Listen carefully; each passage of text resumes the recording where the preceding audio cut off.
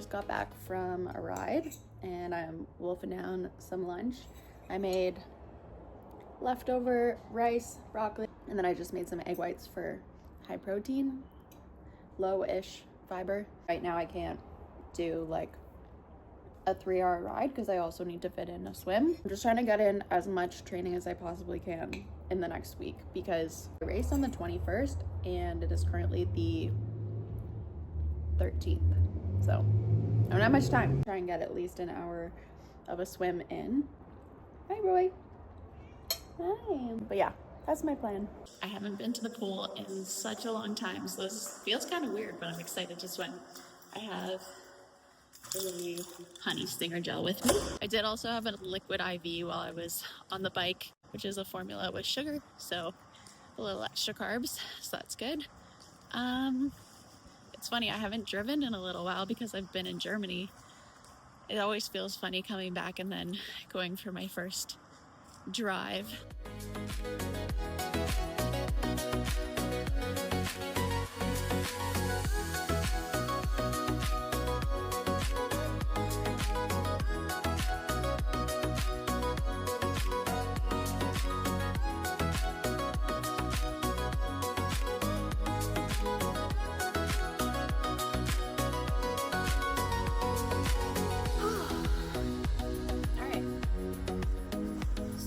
Is done.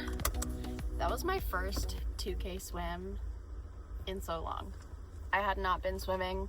I've talked about this before, but basically because my swim is stronger than my bike and my run in terms of race dynamics. I usually come out pretty far ahead on the swim and then I lose a lot of positions on the bike and the run. So felt a little motivated after doing some open water swimming. Not because it felt bad and I felt like I needed to work on it, but basically because it felt good and I wanted to do it. My swim basically stopped feeling good in training. I was putting a lot of pressure on myself and I didn't like it. So that was one of the reasons why I really transitioned into just biking and running. I just did a 1-hour bike and about 46 minutes of a swim. Heading home now. It is only 2:15, which is crazy. Jet lag is serious. I am 6 hours ahead right now. So I woke up at 6:30 and I felt like it was 9:30 and I was well rested and chilling. So I got a good start to my day, which doesn't usually happen on the weekend. I usually don't get started until 11. I am just trying to train as much as I possibly can before I need to start tapering because I have a race a week from now, which is crazy because I just raced. But I created this schedule, so it is what it is. I plan to start my taper on Thursday, which means I'm going to be taking it easy on Thursday, Friday, and Saturday, which is fine because my race is on Sunday and it's a sprint. So in terms of training intensity, I think 3 days is okay. I know I probably won't see a huge benefit from what I'm doing now for Sunday, but it is going to benefit me in the long run because I have another 3 races this summer after Guelph, after Sunday. So yeah, I'm gonna try and wrap my head around what I can do for the rest of the week and see what comes up. I'm just gonna be cramming a bunch in. I'm gonna cram as much training in as I possibly can in Sunday, Monday, Tuesday, Wednesday, in 4 days. So yeah, that's where I'm at. I gotta say, not many things are better than being able to like walk outside of your house in the summer and just like go to the gym or literally go wherever you're trying to go because the weather's nice and you just walk outside and you're like, I'm the same temperature inside and outside. Inside the house and outside the house. It feels so good. All that to say, I'm heading to the gym. I went to the Milton Triathlon and they gave us these Zoa no sugar energy drink, which is awesome. It's 120 milligrams of caffeine, so I probably won't finish it. No, I definitely won't finish it before the gym. Yeah. Just another vibe. Check. Spinning on the vinyl side. Staring at the ceiling fan. Got no big and special plan. Just another day.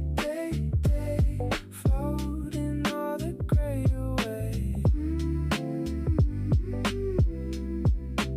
Yeah, it's all okay. In my own sweet hideaway. Yeah, a hideaway. My hideaway. Yeah, a hideaway. Ooh. City lights are painting streaks. Don't know what my own heart seeks. Just another day, floating all the gray away. My sauna time in, gonna aim for about 25 minutes today. I haven't been in the sauna for a while, but I need to start heat training because summers in Ontario are no joke. Okay, so I'm on my way to physio, and I've been going to physio once every 3 weeks for about 2 years now, which is kind of crazy. I experienced let's call it an ankle injury in 2018 when I ran a half marathon, and honestly, I was so convinced that I would probably never run again because every time I ran, I couldn't run more than like 2K without experiencing ankle pain or tightness in my hips. So I ended up going to an event in Guelph and I met Dr. Ben. And Dr. Ben runs Ion Performance. His physio, chiropractor, they have mental health services. He took a look at my foot. Just based on his assessment and how detail oriented he was, I was convinced that this guy knows what he's doing. And I'm so glad I listened to that instinct because he got me running again, and I now do triathlon. I run half marathons. You lost some form of mobility and you could get that back.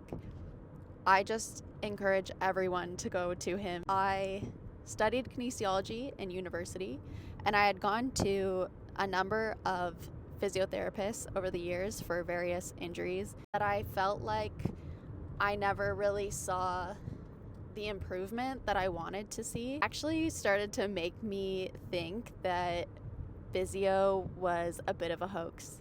And I went to school for kinesiology, so it was just a really confusing thing because I didn't believe in it. I struggled to believe in it. I knew that the science proved certain practices to work and to heal. It was a really hard thing to wrap my head around because my personal experience was showing me that physiotherapy doesn't really work. It's one of my favorite things that I do for self-care is to go to physio. I'm gonna take you with me, probably do some needling today. My foot is not in the greatest shape right now. I raced 2 weeks ago and then I was on a plane and traveling, and I just didn't really get the rest and recovery for my foot that I needed. I'll maybe leave it to Ben now to explain a little bit more about what we're doing. Here we go. I'm Dr. Ben, founder of Ion Health Performance. I'm going to be working on big toe today. To stand up, you needed to balance. Cut your big toe off, you won't be able to stand on your foot. So kind of an important thing. We'll probably do a little bit of needling. We'll see what's going on with it though. But you can tell it's like puffy right at the lateral portion of the knuckle. Close the eyes, feel around, see where the restriction is. And it's always kind of been that spot.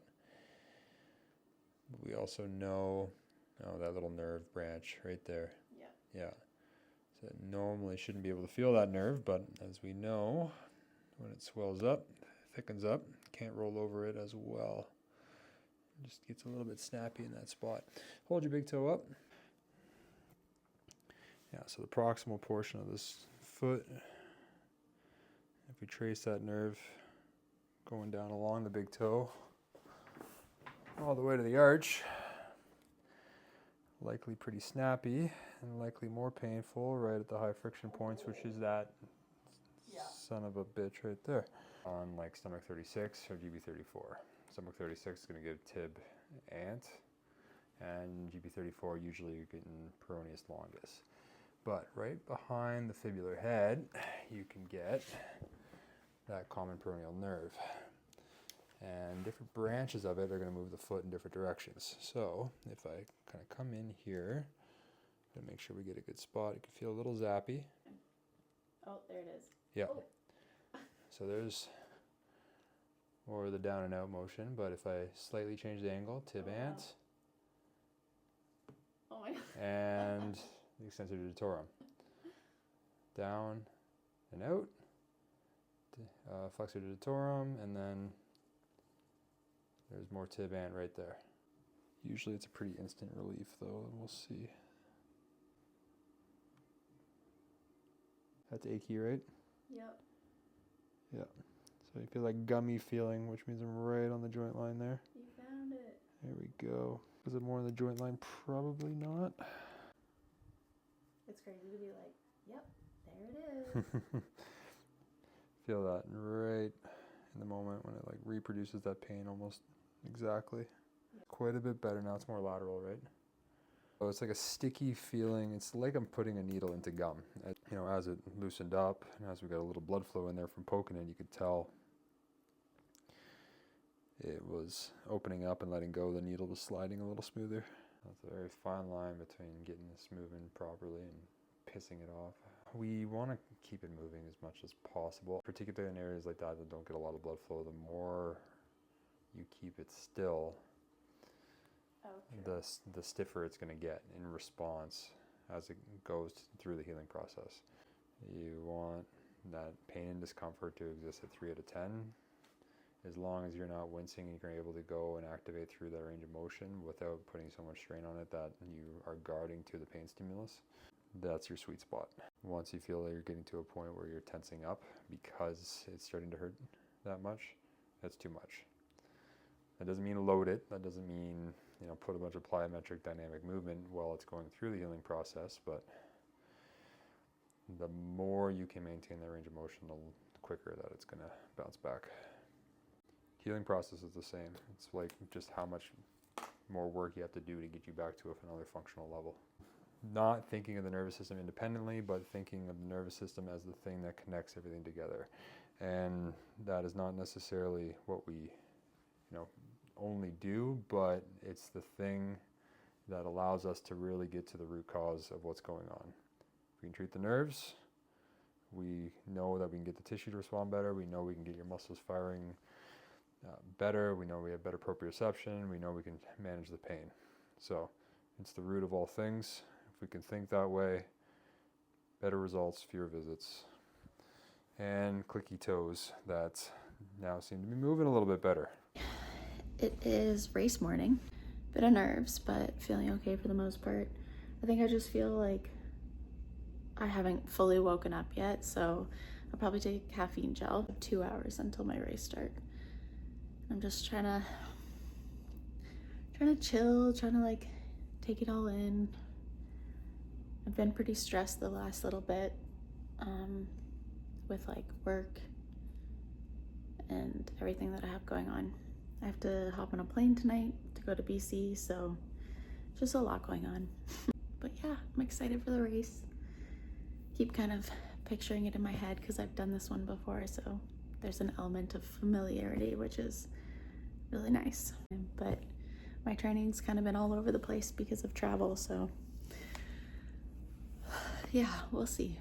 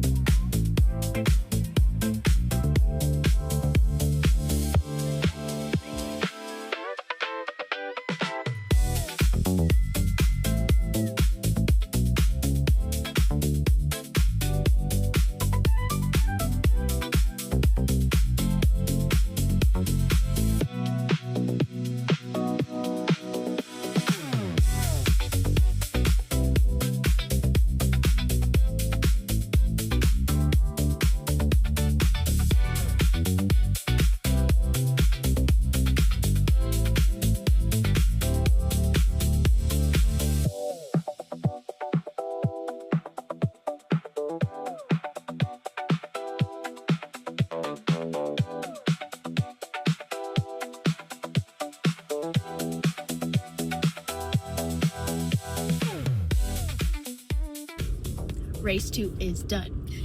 Guelph Lake won. 6th place in my age, same as last year, but I think I had a 4-second personal best time, which is awesome. You ran up that hill up to the first transition like an absolute champ in Beast the mode. The swim was messy and long. I didn't love it. It was just like bobbing and weaving out of people. I need to definitely work on my swim fitness, which I said last time, and then only swim twice. The bike was really good. T2, good. 52 seconds, I think. And then the run was good. Just had to pace it. And I don't know, I said to Liv, I feel like some people race the run, and I feel like I'm just getting through the run. So there's that. Gotta do what you gotta do. You gotta do what you gotta do. And then a girl in my age category passed me with like, what do you think? 20 meters? No, 10 meters. That's right at the end. 10 meters to go. She passed me, and I saw her bib number, and I was like, hell no. And I sprinted through the finish line, and I passed her, or else I would have got 7th. Yeah. It was the best moment of the race, I think. We had a race to the end. Yeah, race till the end. I ended up taking a little bit of caffeine before the race. I did like a 10 to 15 minute warm up, and then I took a gel on the bike. I took a pack of Hydrolite with water, and then right before the run, I actually took half of a caffeine gel that was 100 milligrams of caffeine. Wow. So I took like 50 milligrams of caffeine right before the run, and I think it helped. It was a good race. Yeah. I am excited for my race fitness to just improve throughout the season. And that's all I gotta say about that.